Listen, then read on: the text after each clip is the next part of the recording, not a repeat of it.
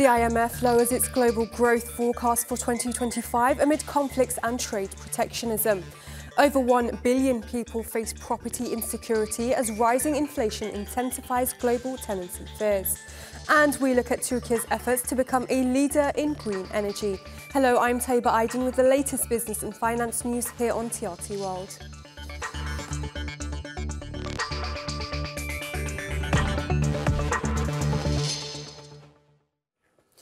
The world is suffering heavy debt, global prices, add wars in the Middle East, Ukraine and Sudan to the mix, and there's uncertainty over who will be the next president of the United States. What a time for the IMF to gather in Washington. But that's why they're doing it. Let's take a deeper look at what they will be grappling with. The meetings are centred around boosting global growth, addressing debt distress and financing the green energy transition. The IMF has lowered its forecast for 2025 to 3.2% from its July estimate, while leaving this year's projection unchanged at the same level. It's upgraded the outlook for the US, but there are lower expectations for Europe and China. Global inflation is set to ease to 5.8% this year and 4.3% next year. Emerging markets are grappling with liquidity problems, delaying development investments. Addressing debt distress of $100 trillion remains a priority. Although not officially on the agenda, the upcoming US election is a key concern. The outcome, especially a potential Trump victory, could reshape trade policies and multilateral cooperation, creating new economic challenges. Ongoing wars in the Middle East and Ukraine are high on the radar. Escalation of these conflicts could impact the global economy, particularly energy markets. Joining us live from London is Vicky Price. She's a board member at the Centre for Economics and Business Research. Good to have you with us, Vicky. Firstly, what are the key factors behind the IMF lowering its global growth forecast for next year, particularly for Europe? And how might these challenges impact the broader global economy? It's really interesting because, as you said, the US continues to grow quite strongly. So it's the main powerhouse, if you like, for this year and next year. But they have downgraded slightly what they expect for China, despite the fact, of course, we have had a reflationary package in China. Now, the question is, how effective that's going to be. For the moment, we don't actually know. So the issue is really, how you distribute this growth, which we're going to be seeing over the next year. And as you rightly say, again, there is a problem with Europe. It's still trying to recover from the impact of the war in Ukraine. Germany particularly affected, and they have very low growth for Germany, which is affecting, of course, other countries too, although there are differences in Europe as well. So there are concerns about this longer-term impact of the conflict on energy costs and the activity in various countries in Europe. And also, actually, some of the developing countries and emerging markets are not doing as well as they had expected, although, of course, you have sort of India and Brazil actually powering ahead. So it's a mixed picture. There isn't anything overall, but I think what the IMF is worried about is the very substantial debt problem that many countries have. Tackling that debt problem will mean that the fiscal side needs to be looked at again. And if monetary policy moves the right way, but moves a bit too slowly, then the IMF has already expressed that the concern that they have that perhaps monetary policy will remain a bit too tight to accommodate for any faster growth. So loads and loads of risks there, including trade risks, all sorts of stuff, which the IMF has talked about for quite some time. The interesting thing is that so far, the world economy has managed to survive quite a lot of those risks. Right, and as mentioned, it's also upgraded its outlook for the US to grow 2.8% this year. How does that compare to the rest of the world, particularly ahead of the upcoming elections? Well, the US has seen quite a substantial reflationary package taking place, one after another, actually. And also, of course, it has reduced, finally, interest rates quite significantly. It will be moving ahead and doing more of that. The US has been very resilient.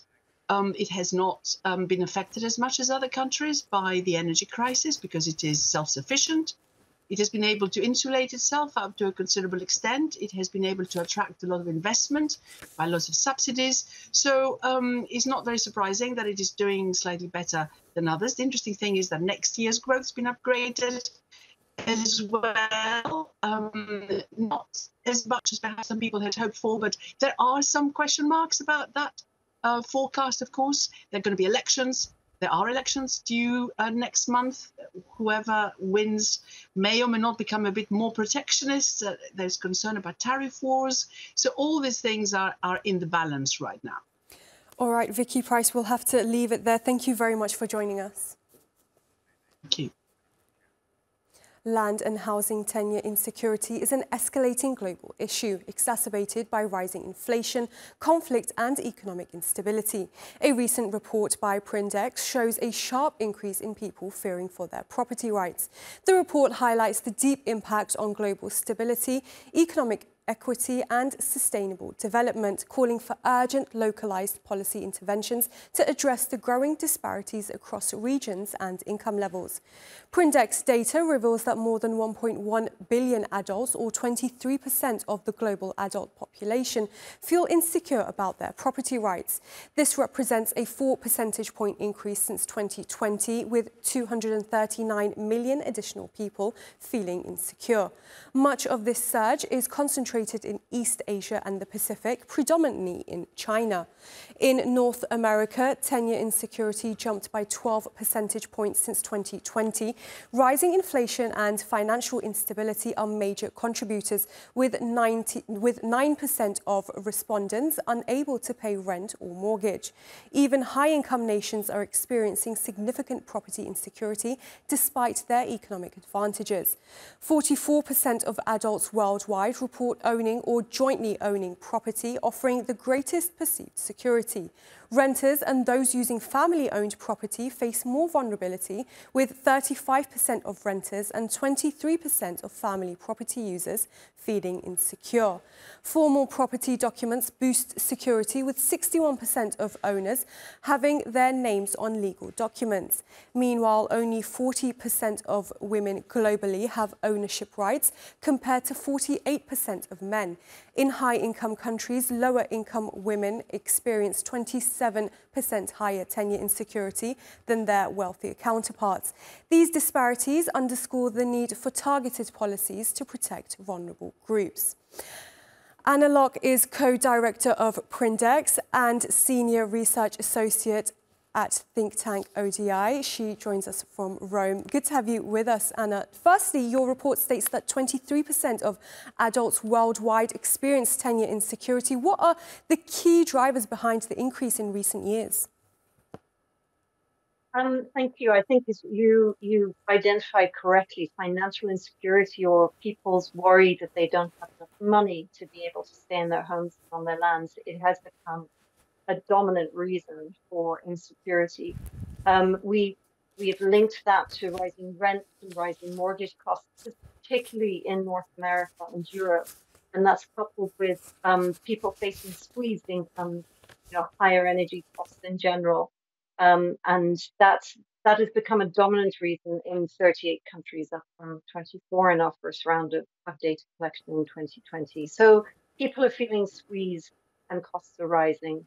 The other thing is that there are more people renting than owning their property, and renting is a more insecure form of tenure compared to ownership, and we think that also lies behind it.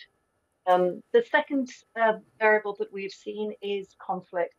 A very strong example of this is Ukraine, which was in 2020 was experiencing levels of tenure insecurity very much in line with other countries in Europe at 11%.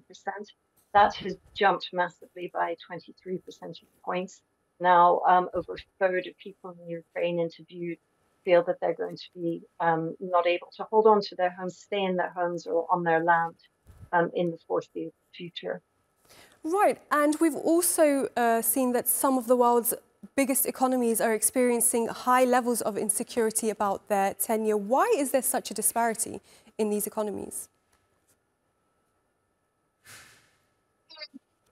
There are two sorts of disparities. One is between low-income countries and high-income countries, because low-income countries generally have much higher rates of insecurity than high-income countries. But actually within high-income countries, as you say, there is a really large disparity.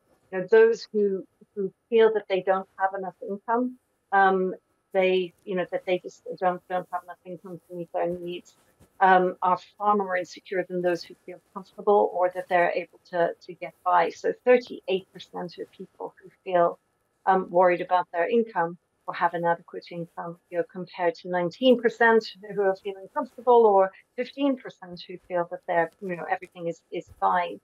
I think that really does, it indicates two things. I think it indicates income disparities in general and people's, so the level of income inequality in those countries, which is actually rising in many cases.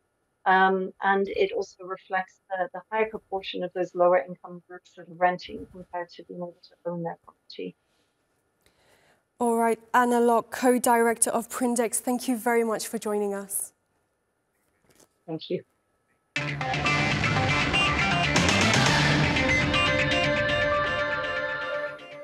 Now a quick look at some of the other top business stories from around the world. Shares in Tokyo Metro surged as much as 47% on their first day of trading. The main operator of Tokyo's subway network raised $2.3 billion in Japan's biggest initial public offering since SoftBank Group listed its telecoms unit in the late 2018. The IPO also marks the country's first privatization of a state company in 9 years. China's industry minister has met with Apple CEO Tim Cook in Beijing to encourage Apple to deepen its presence in China. He also assured Cook that China would seek to improve the environment for global investors. Cook's visit comes as Apple faces growing competition from local smartphone makers such as Huawei. Republican presidential candidate Donald Trump says that he'll make interest on car loans tax deductible if they're built in the United States. He says the move will help both car makers as well as consumers dealing with high prices. The policy plan comes just 2 weeks ahead of the US elections as the former president promises to revolutionize the auto industry. And Starbucks has released preliminary fourth quarter earnings showing a 3.2% drop in sales, with total revenue down to more than $9 billion. CEO Brian Niccol announced a Back to Starbucks plan to address the company's challenges and return to growth. US store sales fell by 6%, while sales in China dropped 14% amid increased competition and a weaker economy. Still ahead on the programme, Turkey unveils an ambitious roadmap to lead in renewable energy, targeting major wind and solar power. More on that after the break.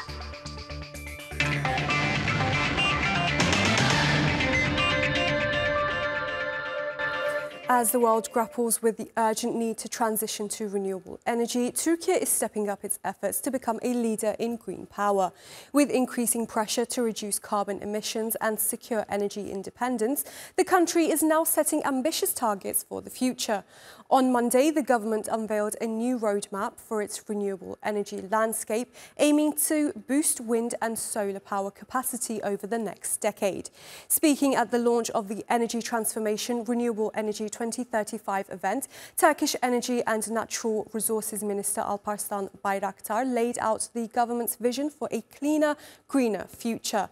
The roadmap aims to quadruple wind and solar capacity to 120,000 megawatts by 2035, positioning Turkey for significant advancements in sustainable energy development. To drive this transformation, the country will hold annual auctions for 2,000 megawatts of wind and solar projects, with the first auction to be announced next week. The lengthy 48-month approval process for renewable projects will also be shortened to under 2 years, ensuring faster implementation of green energy initiatives.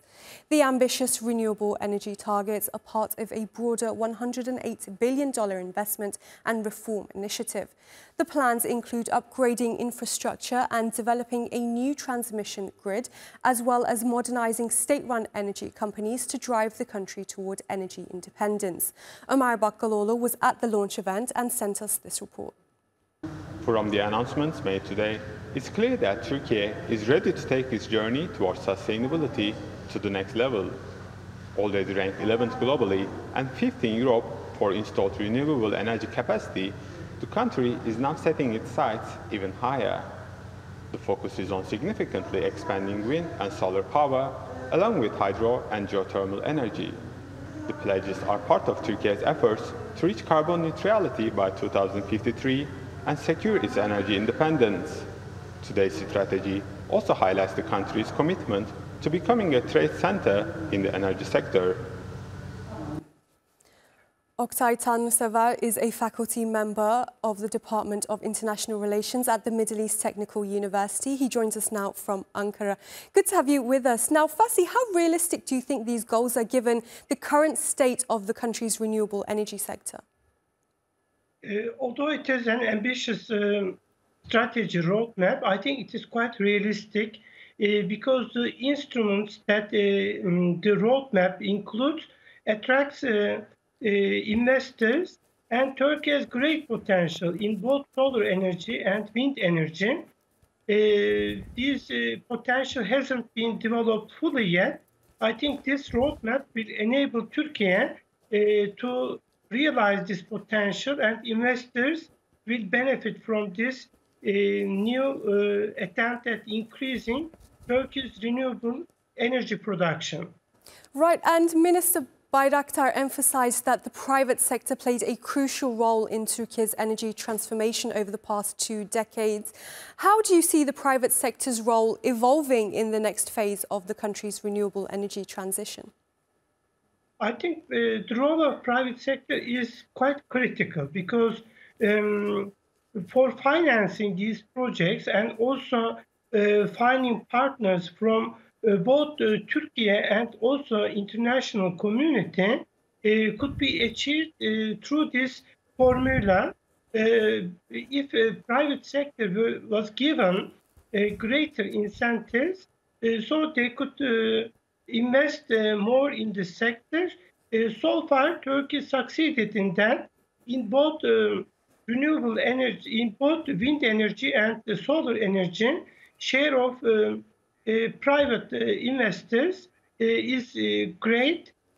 So the existing performance shows that this new phase will provide opportunities for private sector investors, and I think they will bring both financial resources and also technology. These investors with the technology and financial resources could contribute to the success of this roadmap. And government create a conducive environment for the private sectors.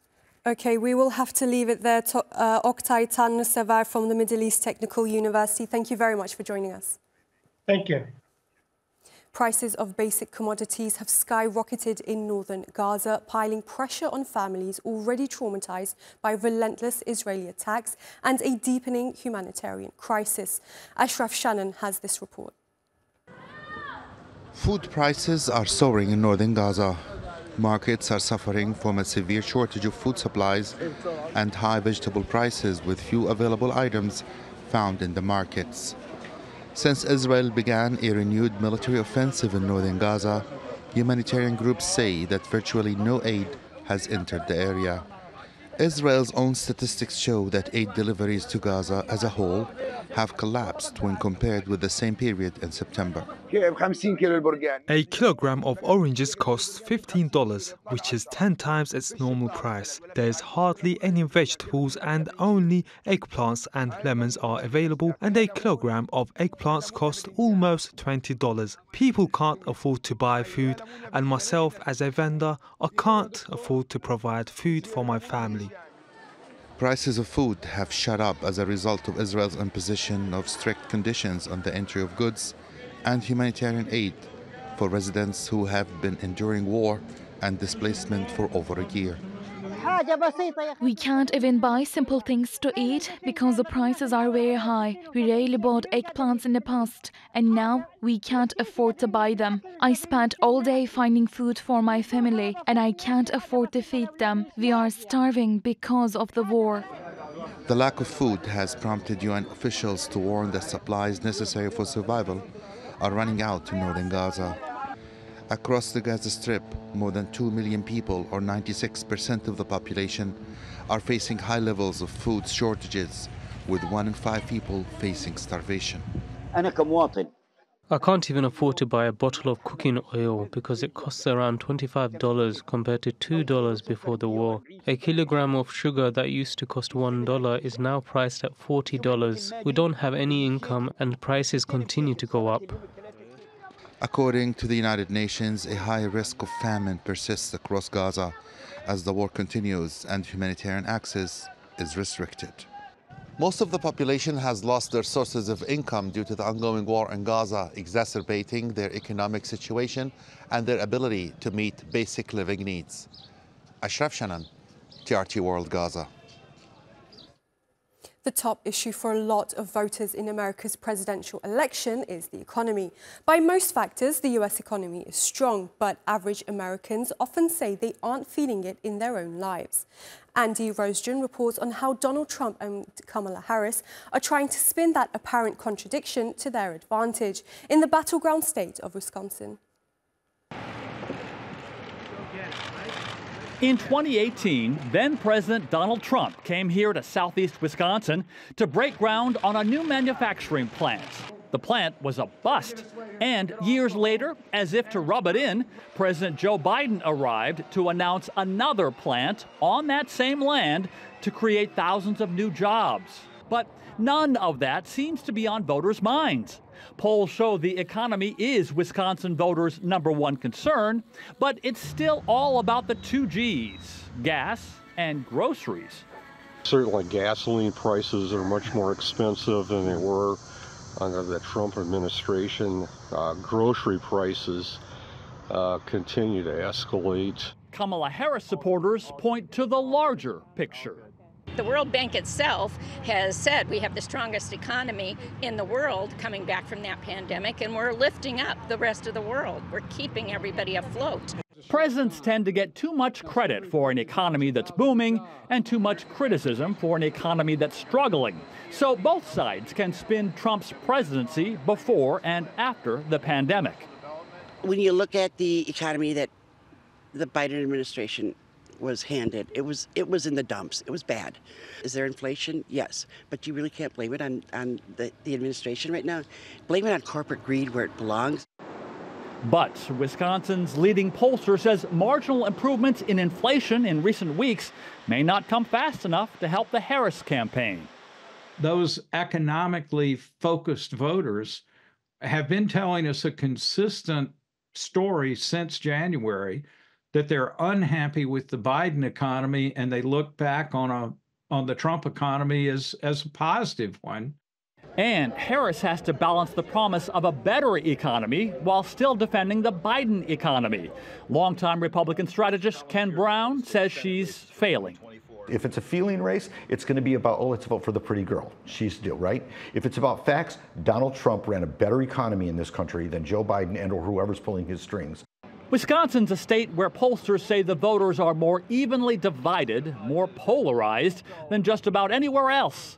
But if there's anything that could pull a voter to the other camp, it could come down to food and fuel. Andy Rosejohn, TRT World, Wisconsin. Changing gears now, and Ferrari has unveiled its electrifying successor to the legendary Ferrari, the Ferrari F80. Buckle up as Panarin Shasta takes us on a wild ride. Ferrari has been electrifying the prancing horse lately, but this time it has hit the nitro button. Meet the F80, the stunning successor to the iconic LaFerrari. Under the hood, this hybrid has a roaring 900 brake horsepower V6 engine, complemented by 3 electric motors that supercharge it up to a staggering 1200 brake horsepower. The F80 isn't just about power, it's got style too. With an interior design inspired by Ferrari's race cars, it aims to make the driver feel like a champion, even if it's just for the morning commute. And it is the most powerful Ferrari road car ever built, boasting F1 levels of tech that will have the driver feeling like a pit stop pro in no time. Only 799 cars will be made, and they are already sold out. The new hypercar comes from a legendary bloodline. It follows the Enzo from 2002, named after the founder of the company, Enzo Ferrari, and La Ferrari, which came out in 2013 and was crowned the pinnacle of the Italian car maker's engineering brilliance. There was a lot of inspiration coming from the Italian design, the industrial design, so-called techno-chic design. Now, the F80 joins the so-called Holy Trinity of hypercars, sharing the spotlight with flagship models from McLaren and Porsche.